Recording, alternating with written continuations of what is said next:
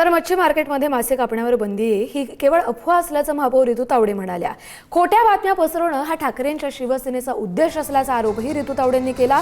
तर महापौर रितू तावडे यांच्या या वक्तव्यावर विरोधी पक्षनेत्या किशोरी पेडणेकर यांनी पलटवार केला। महापौरांनी वायफळ बडबड करू नये, वॉर्ड ऑफिसवर कारवाई करावी अशी मागणी महापालिकेच्या विरोधी पक्षनेत्या किशोरी पेडणेकर यांनी केली आहे।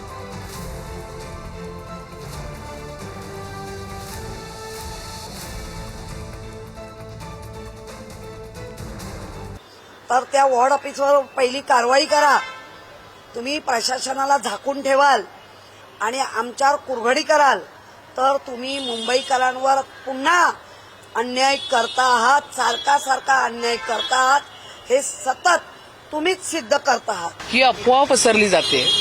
मी जेव्हा प्रशासनाच्या अलका ससाने मॅडमशी बोलले, डिपार्टमेंटशी बोलले, कोणीही अशा पद्धतीचं काही निर्देश दिलेले नाहीयेत या ठिकाणी। फक्त आणि फक्त शुद्ध अफवा।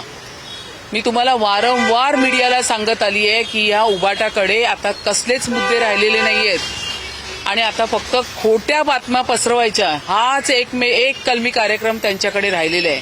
या माझ्या कोळी महिला आहेत आणि मी तिला बोलली तू बिंदास मावरं काप, मी आहे तुझ्या बरोबर उभी। अजिबात घाबरायचं नाहीये। मासे बाजारात मासे नाही कापणार तर कुठे कापणार।